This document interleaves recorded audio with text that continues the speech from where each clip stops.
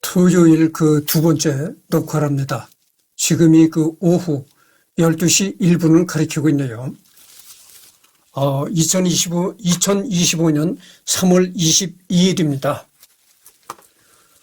그래서 너무나 이게 메가더에 관한 자료가 많은데, 지금 내가 이 파시즘에 관해서 얘기를 했잖아요. 그 다음에 뭐 전체주의 이론에 관해서도 얘기를 하는데, 이게 어디에 나오는 얘기냐면은, 메가더의 생애, 메가더의 생애를 보면 1차 대전 얘기가 나오고 2차 대전 얘기가 나오고 이렇단 말이죠. 그래서 지금 하는 부분이 메가더의 생애 부분을 지금 하고 있는 겁니다.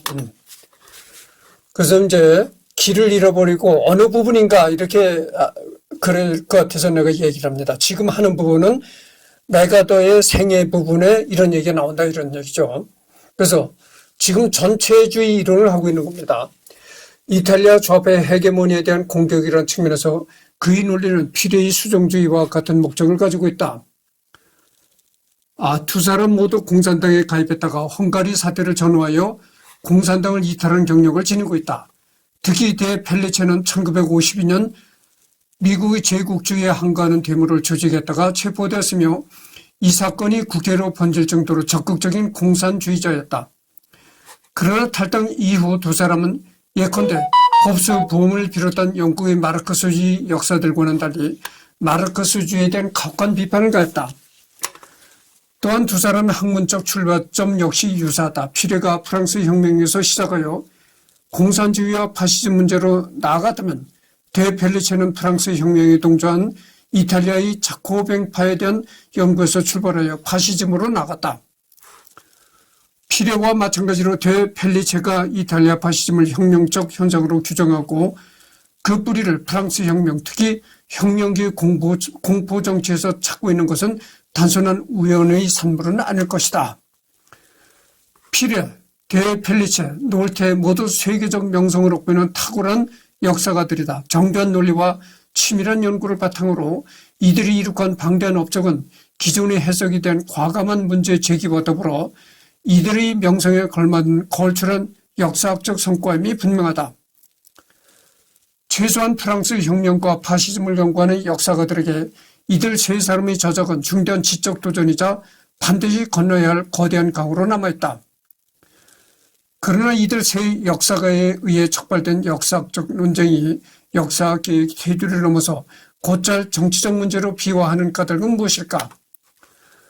그것은 아마도 부분적으로 이들의 연구 분야가 논란의 소지가 다분한 현대사의 쟁점에 집중되어 있기 때문일 것이다.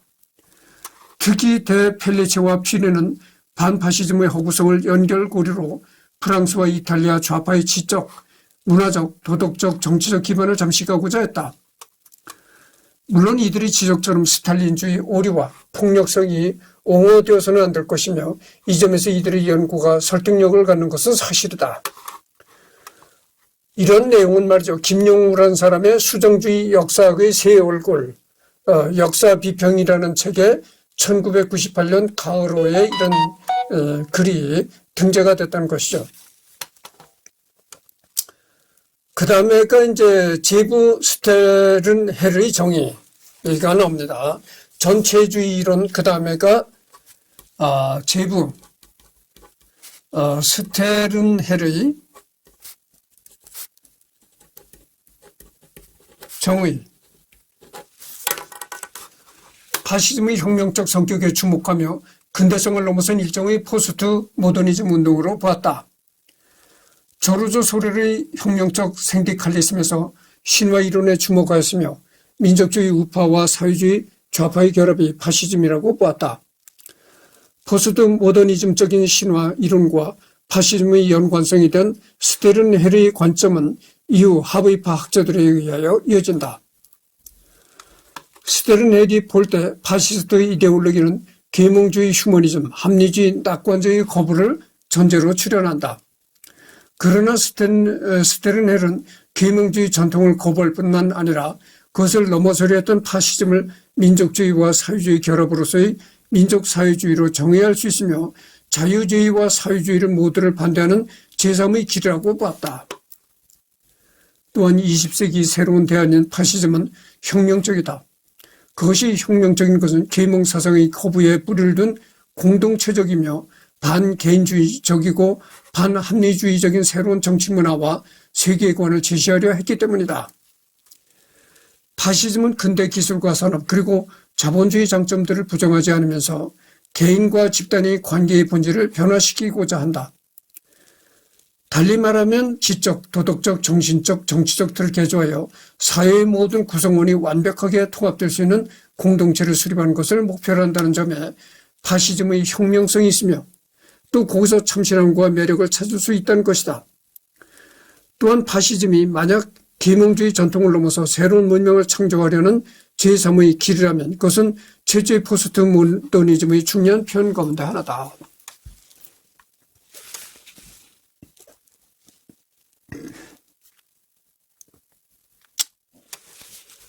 계몽주의 근대성을 넘어서 새로운 비전을 제시한 파시스트 이데올로기는 19세기 말과 20세기 초에 태어나 프랑스의 정치 문화를 요람으로 삼아 자랐다. 스테른 헬의 표현을 빌리면 이 시기의 프랑스는 파시스트 이데올로기가 유럽의 다른 지역, 특히 이탈리아보다 20년 앞서 출현한 곳이었으며 그 이데올로기는 가장 이상적인 형태, 플라톤적 의미에서 파시즘의 이데아에 접근하고 있었다. 이러한 이상적 형태의 파시스트 이데올로기 한 측은 드리몽, 바레스, 모라스 등이 명확한 형태를 표현한 통합적 민주주의 또는 종족적 민족주의다.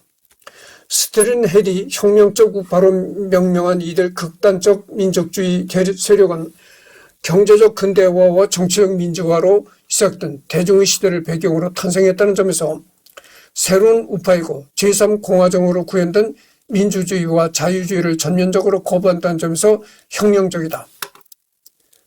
당시 프랑스 우파는 혁명적 우파의 대두와 함께 두 개로 재편된다. 두 개의 우파는 스테른 헬에 의하면 전통주의에 기반하고 의회주의를 지지하는 보수적 우파와 공화정 타도를 지는 새로운 우파 혹은 혁명적 우파였다.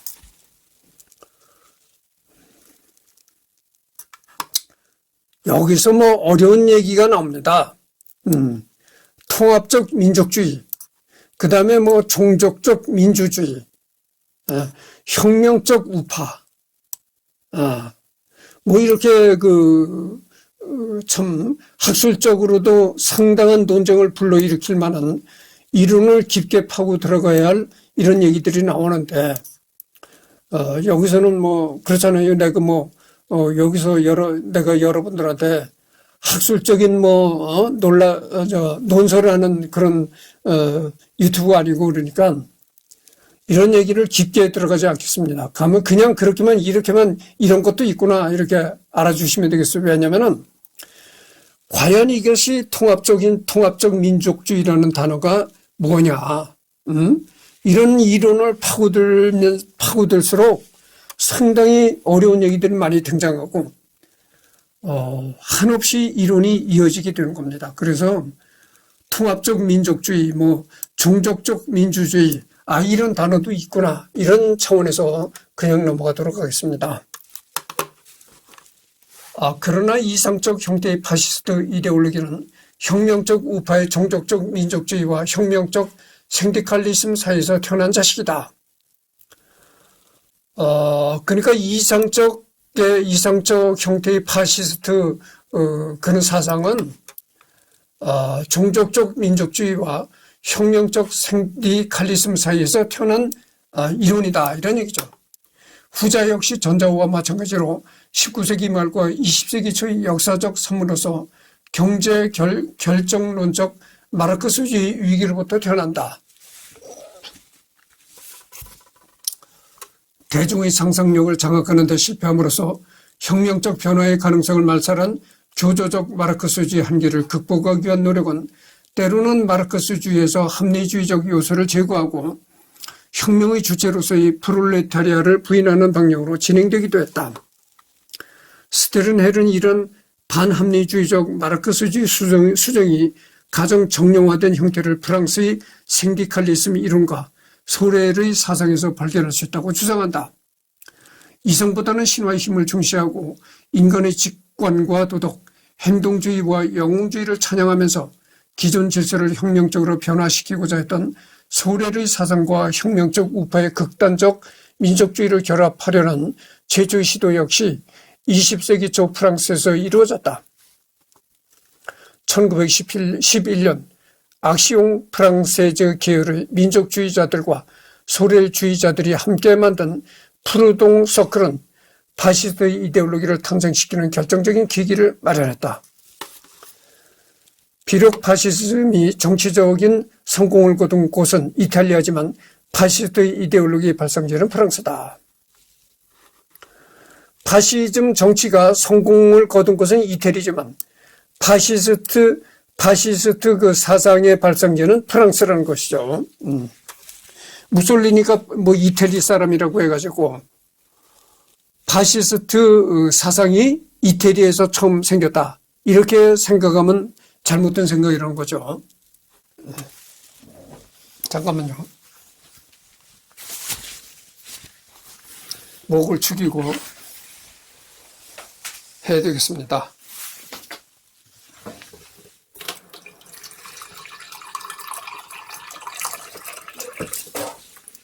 이게 무선 마이크라 물을 들어가면서도 이제 그렇게 얘기를 할 수 있는 것이죠.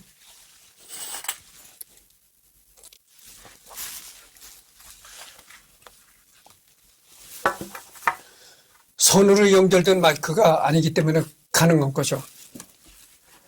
파시스트 이데올로기 탄생을 분석하는 데 있어서 스테르넬이 우파적 요소보다 좌파적 요소에 더 강조점을 두고 있었던 것은 분명하다.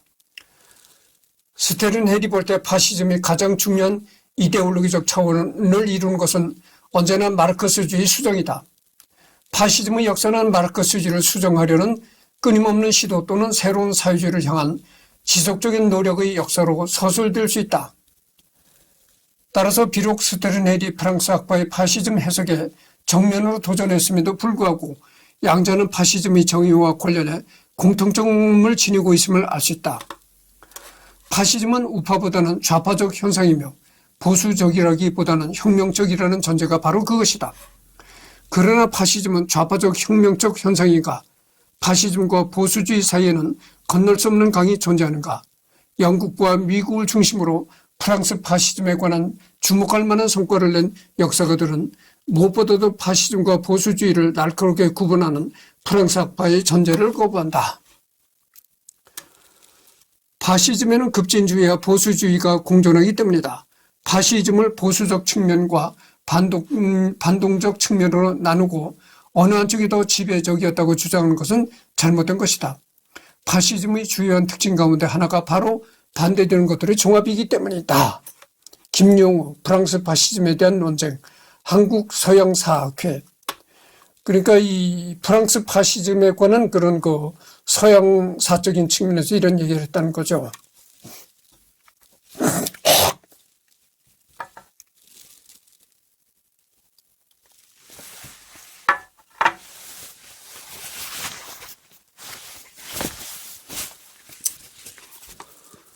이런 제부 스테른헬의 파시즘에 대한 정의는 조르주 벌로의 파시즘에 대한 정의를 받아들인 것이다.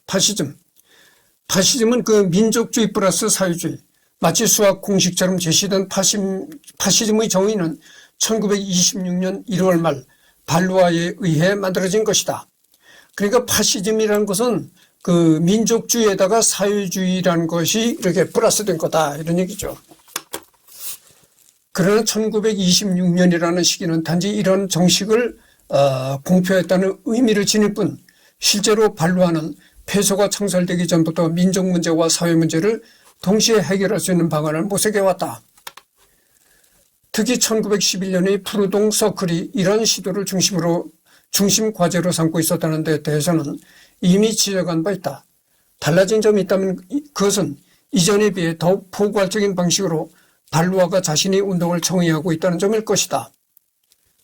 즉 푸르동 서클에 이르는 시기까지 발루아가 자신의 시도를 군주제적 민족주의와 혁명적 생디칼리즘의 종합으로 주장한 데 비해 폐소 창설 이후에는 이런 결합 대상이 민족주의와 사회주의라는 한층 보편적인 개념으로 대체되었다. 이게 다 그 학술적인 이론들입니다.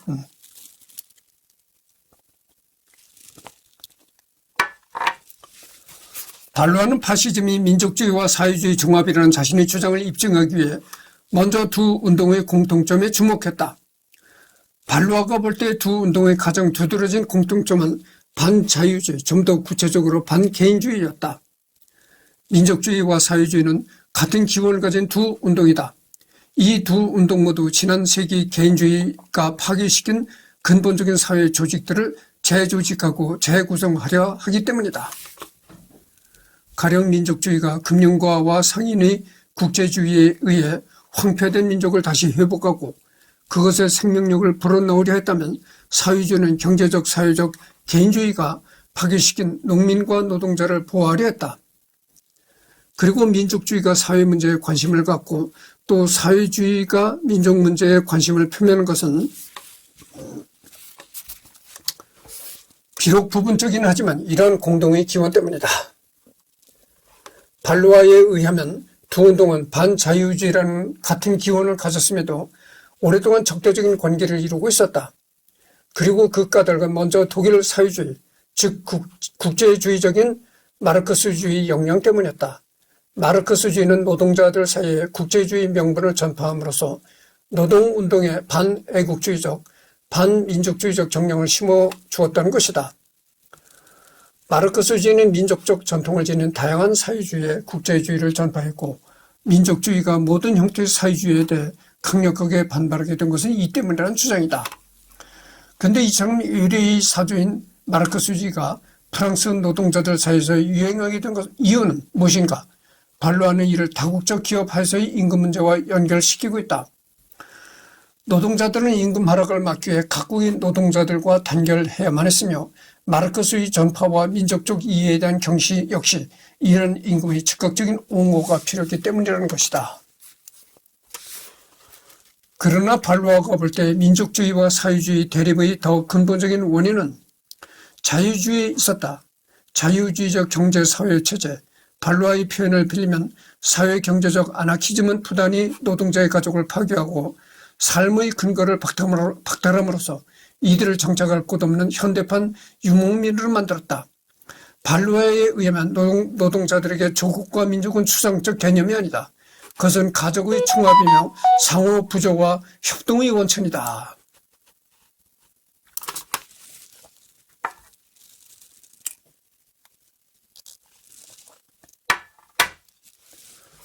이 발로아라는 사람이 주장한 이론에 따르면 이렇다는 얘기죠.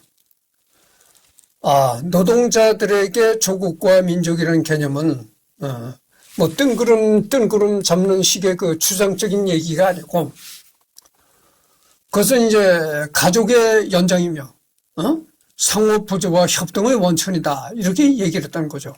그러니까 가족이라는 건 뭡니까? 가족이라는 건 한 국가의 축소판이라고 할 수가 있죠. 그런 것이죠. 마치 아픈 어머니 대신에 아이를 돌봐주는 사람이 이모와 사촌이듯이 확대된 가족으로서의 조국은 가난한 노동자들의 생존은 큰 거다. 이에 비해 부르주아 계급에게, 부르주아라는 게 이제 자본가 계급이죠. 조국은 큰 의미가 없다. 왜냐하면 부르주아 계급은 자본을 소유하고 있고 이 자본을 이용하여 어떤 나라에서건 정착할 수 있으며 또 자신을 보호할 수 있기 때문이다. 부르주아 계급에게 조국은 곧 자본이다. 그러나 노동자들은 조국을 지갑 속에 넣고 다닐 수가 없다. 이야, 이게 참 기막힌 얘기인데. 부르주아 계급에게 조국은 자본이다 이거죠. 그러니까 자본가 계급에게 국가라는 거는 곧 자본이다 이거죠. 자본이 곧 국가다. 그러나 그에 반면에서 노동자들은 조국을 지갑 속에 넣고 다닐 수가 없다. 이런 얘기죠. 이게 어떤 얘기와 일맥상통하냐면은 내가 뭐 삼성전자나 현대 자동차 그룹을 내가 뭐 절대 비난하는 측면에서 이런 얘기를 꺼내는 것이 아님을 밝혀둡니다. 만약 대한민국이 북한의 침략을 받아가지고 국가 생존이 위태롭게 됐다. 그러면 어떻게 되죠? 서민은, 그러니까 대한민국과 북한이 전쟁이 일어났다 하면은 제일 먼저 누가 죽습니까? 서민. 그 다음에 총을 든 소총수, 이런 사람들이 제일 먼저 죽겠죠. 그러나 그렇게 전쟁을 하다가 대한민국이 망했다. 가상적으로 생각해 볼 때 대한민국이 망했다 하면 어떻게 되겠어요?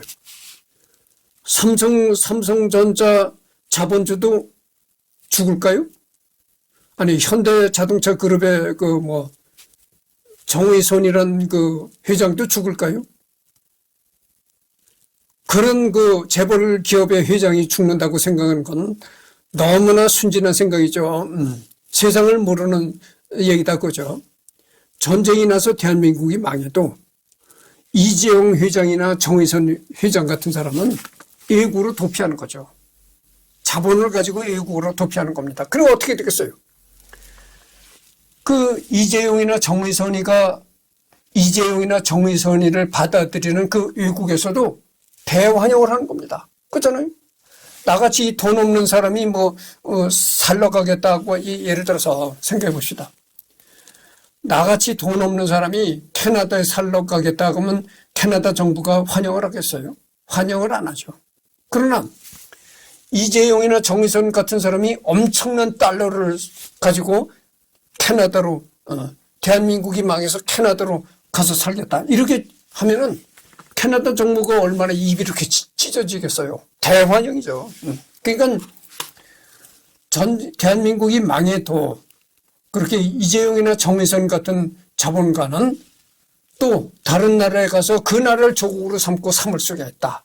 그렇기 때문에 그 사람한테는 곧 돈이 조국이다, 이런 얘기죠. 그러나 노동자는 그게 아니다, 지금.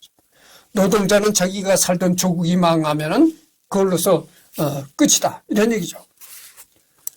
자유주의는 이처럼 노동자의 존재의 근거인 조국의 가치를 파괴함으로써 노동자를 국제주의에 물들게 했으며 결과적으로 민족주의와 사회주의와의 관계를 적대시로 만들었다는 주장이다. 그래서 여기를 보면 발루아라는 사람이 주장한 이런 이론이 상당히 많이 전개가 되고 있어요. 발루아에 의하면 사회주의와 민족주의는 모두 자유주의에 대한 반동으로 출발했지만 어느 하나만으로 진정한 대안이 될 수 없다. 먼저 민족주의는 사회적 문제에 무관심할 뿐만 아니라 국제주의에 철저히 반대함으로써 고립적이며 퇴행적인 경향을 낳았다. 특히 민족주의는 현대 경제의 국제적 측면을 무시함으로써 경제를 후퇴 약화시킨다.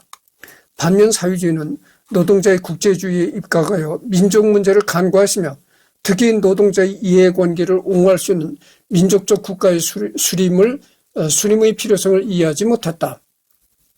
이처럼 노동 문제의 견지에서 민족주의를 비판하고 동시에 민족 문제에 입각하여 사회주의를 비판하는 순환론적인 분석에 의존하여 발루아는 19세기의 거대한 두 운동이 각각 일면적 진실만을 강조함으로써 자유주의를 대신할 수 있는 진정한 대안이 되지 못했다고 주장했다.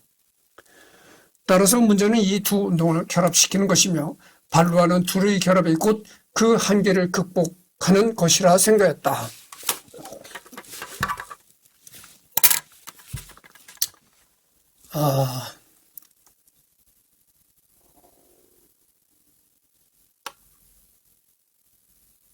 그래서 이 발루아가 주장하는 얘기가 그럽니다. 사회주의와 민족주의가 서로 이렇게 결합하는 것이 이 사회주의와 민족주의가 지니고 있는 그런 한계를 극복하는 그런 시너지적인 그런 결과가 될 것이다, 이런 얘기죠, 이것이. 발루아의 표현을 빌리면 파시즘은 민족적이며 사회적인 하나의 운동을 형성하고 민족적이며 사회적인 삶의 견지에서 민족주의와 사회주의를 통합한다. 파시즘의 독창성 역시 바로 민족주의와 사회주의를 결합하려는 데 있다. 파시즘의 위대한 독창성은 19세기의 반개인주의를 처음으로 실행해 옮긴 두 거대한 경영, 즉 민족주의와 사회주의 통합을 실현하는 데 있다. 발루아에게 파시즘은 한마디로 사회적 민족주의자, 민족적 사회주의였던 것이다. 이 발화에 관한 얘기가 참 이렇게 지루하게 이어지네요. 발로아가 볼 때 민족혁명이 전체적 혁명인 것은 그것이 19세기 정치, 경제, 사회, 철학의 완전한 부정을 의미하기 때문에 잠깐만요. 이게 뭐 언제까지 이렇게 가려는지. 예. 물론 이것이 더글러스 맥아더의 생애 부분에 이런 얘기가 나오는 거거든요. 더글러스 맥아더가 어떤 생애를 살아갔느냐 하는 부분에 이제 2차 대전 얘기가 나오고 파시즘 얘기가 나오고 전체주의 이론 얘기가 나옵니다. 그러나 결론적으로 직접적인 관점에서 이렇게 볼 때 과연 이렇게 발로아의 여러 가지 이론이 직접적으로 뭐 맥아더 장군과 무슨 연관성이 있겠는가? 이런 걸 한번 반성적으로 생각해 볼 수가 있어요. 여러분들 맥아더 장군은 군인이잖아요. 군인은 뭡니까? 단순, 명령, 아주 용기 이런 것이 군인이다. 그죠? 그래서 이 군인이 이렇게 학술적인 복잡한 생각을 한다면 그건 어떻게 보면 군인으로서 자질이 없는 겁니다. 군인은 아주 단순 명확하고 생각이 단순 명확하고 용기가 있고 적을 향해서 돌진할 때는 그냥 아주 겁 이런 게 없이 그냥 용기 있게 과감하게 돌진하는 것이 군인이다. 근데 맥아더 생애를 얘기하면서 발로아의 이런 전체주의 이런 걸 자꾸 되풀이할 수는 없다 이런 얘기죠. 시간 낭비다 이런 생각이 들어요. 그래서 이렇게 파시즘과 전체주의 이론은 생략하고 넘어가도록 하겠습니다. 그렇잖아요. 그러니까 맥아더 장군이 이렇게 이태리 이 파시즘을 들고 나온 무솔리니하고도 이렇게 그렇고 독일의 히틀러하고도 전투를 했겠지만 그러나 이런 이론 가지고야 무슨 그게 있겠어요. 그래서 이거는 생략하도록 하겠습니다. 이런 것까지 다 들어가면 이게 정말 맥아더가 한없이 길어지게 된 거죠.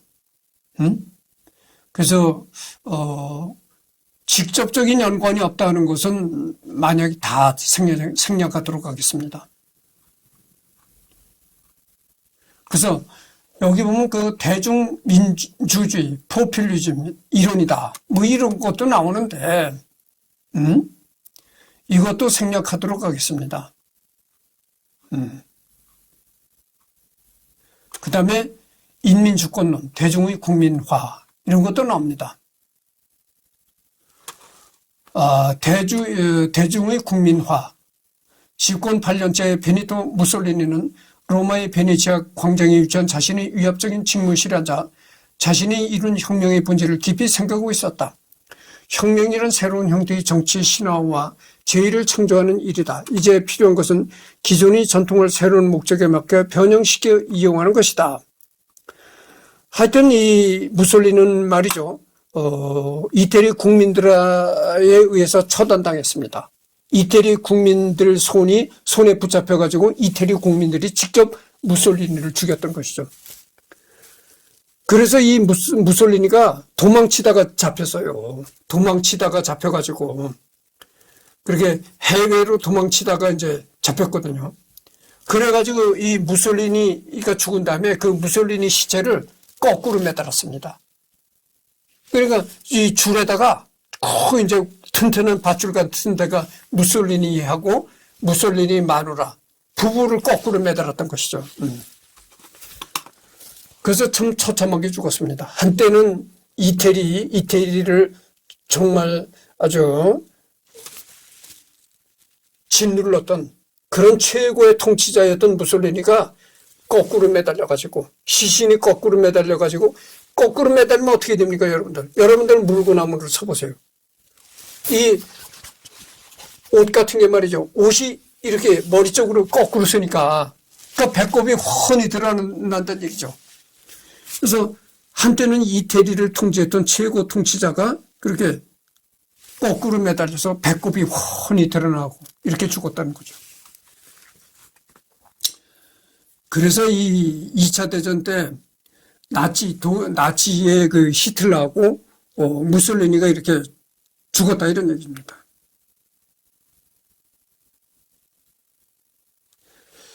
그래서 바로 전에도 내가 얘기를 했지만 지금 내가 하는 게 그 더글러스 맥아더의 생애 부분을 얘기를 하고 있는데 그래서 이 맥아더와 직접적인 연관이 없는 이런 여러 가지 이 정치적인 이론, 사회 이런 거는 생략하도록 하겠습니다. 이게 엄청나게 길어져요. 이걸 다 읽으려면은 20회가 아니라, 그래서 내가 맥아더가 한 20회까지 나갈 것이다. 이렇게 여러분들한테 전번에 얘기를 했는데, 이런 걸 다 하려면은 한 50회가 될 것 같아요. 네, 생략하도록 하겠습니다. 이 맥아더 말고도 지금 해야 될 사람이 엄청나거든요. 이거 구구하게 이 정치적인 이론, 사회적인 이론, 이런 것까지 읽어나가려면 한이 없어요. 그래서 많이 생략하도록 하겠습니다.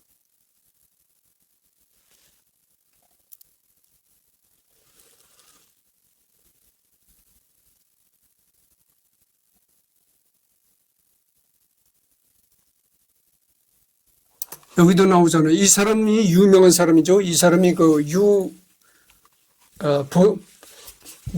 보건복지부 장관도 지냈던 사람이잖아요. 이 사람이 이제 파시즘에 관해서 강의하는 이런 게 나왔네요. 우리 생활에 뿌리내린 작은 독재.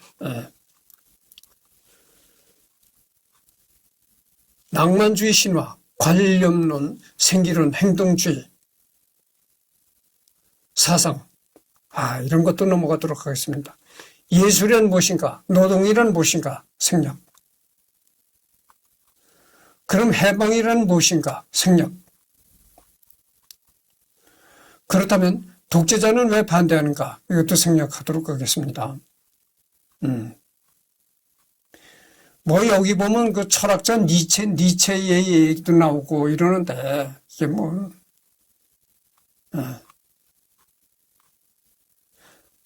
납니다. 그래서 여기를 잠깐 읽어보도록 하겠습니다.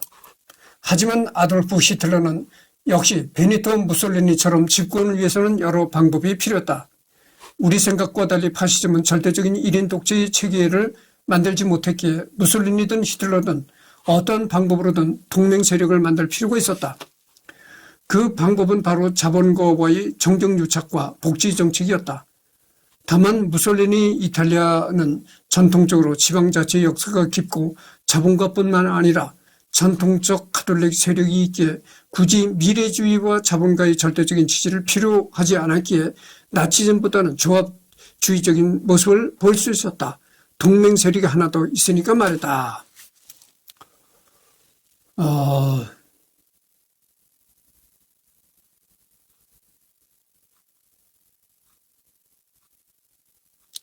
그 다음에 설명, 파시즘에 대한 이런 게 또 나오고, 계속 파시즘에 대한 얘기가 계속되는 거죠.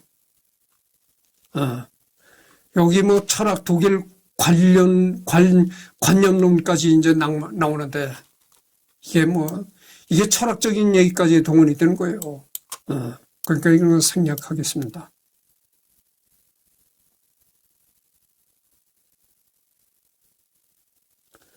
내가 아까도 얘기를 했지만 군인이라는 건 말이죠. 군인이라는 건 생각이 단순해야 됩니다. 군인이 이렇게 철학적인 이론까지 생각한다는 건 그건 군인이 아니죠. 군인은 아주 생각이 단순하고 명료해야 됩니다. 그리고 적이 나타났을 때는 항시 적과 아주 용맹감 있게 싸울 수 있는 그런 게 군인이다 그죠. 그러니까 군인의 자질이라는 건 뭐냐면은 사고가 단순하고 용감하고 이런 것이 군인의 자질이지. 이런 쓸데없는 이론, 쓸데없다는 건 아니지만 이런 복잡한 이런 거는 철학자들이나 하는 얘기고 군인은 이런 철학적인 이론이 필요가 없는 겁니다. 그래서 이걸 다 게벨스도 나오고 여러 가지 나옵니다. 우르파시즘, 별로 얘기가 나오는데, 예. 그래서 보면 여기 영웅을 위한 교육, 남성성 숭배, 선택적 포퓰리즘, 이런 게 나옵니다. 예. 적은 강하면서 약하다. 평화주의는 이적행위다. 이런 걸 다 읽으려면은 아까도 방금 전에도 내가 얘기했지만 50회도 넘게 걸리라고 생각해요. 그래서 지금 여기서 다뤄야 할 인물들이 상당히 많거든요. 메가더 말고도. 그래서 이것을 메가더만 너무 이렇게 집착한다는 것은 참 좋지 않은 거고.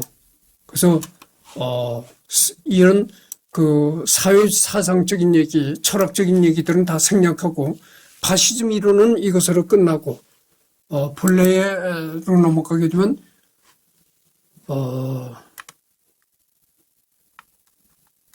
지금 어디를 하다가 파시즘을 하다가 파시즘 이론에 들어갔거든요.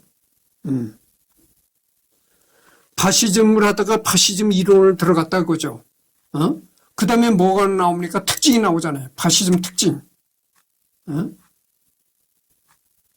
이것도 그래요. 이것도 이것도 계속 파시즘에 관한 얘기인데 엄청납니다, 이게.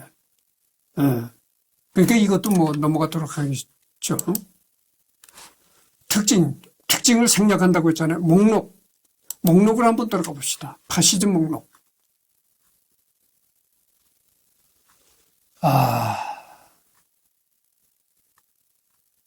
또 이게 참 넘어갑시다. 분파, 명칭으로서의 의미 확장. 논란, 누가 파시즘인가? 권위주의 국가인가? 파시즘 국가인가? 연구의 영역에 있는 파시즘. 창작물, 창구문은 둘러보기, 개요 이런 게 나오는데 다 생략하고 넘어가도록 하겠습니다. 그래서 파시즘 이런 목록 다 생략했죠. 분파, 명칭으로서의 의미 누가 파시즘인가? 다 이렇게 넘어갔습니다.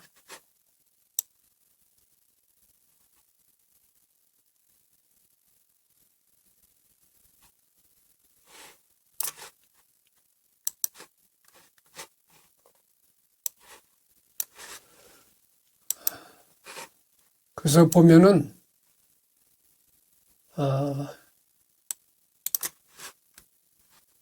이게 다 이제 생략이 된 거죠. 이론, 특징, 목록, 분파, 멸칭으로서의 의미 이런 게 다 이제 생략이 된 겁니다.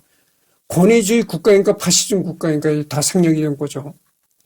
그래서 지금 하는 것이 이제 그 파시즘이라는 것을 다 생략했습니다. 조금 읽다가 생략했고.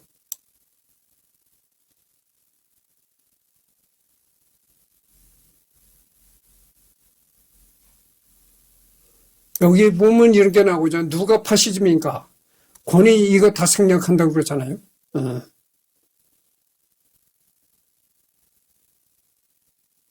상징. 이게 또 아직도 파시즘이 그러네. 파시즘은 다 생략하는 겁니다. 그래서 이게 지금 그 제2차 세계대전이 나오는데 제2차 세계대전에서 이제 그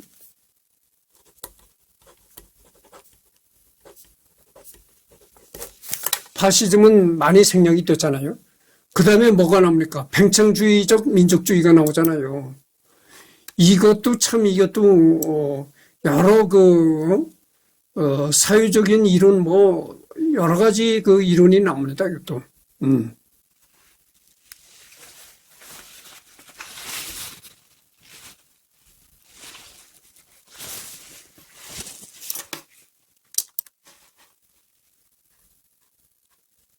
국제연맹의 실패. 국제연맹의 실패다. 이렇게 나오잖아요. 그래서 지금 그 40분을 경고했습니다. 그래서 다음에는, 국제연맹, 이 부분을 하도록 하겠습니다. 이 국제연맹이 어디 있는 부분이 있냐면은, 여기 있잖아요. 국제연맹의 실패. 이것이 이제 제2차 세계대전에서 국제연맹의 실패. 오후에 한 차례 더 녹화를 하는데 그 오후 시간에 가서 국제연맹의 실패를 하도록 하겠습니다.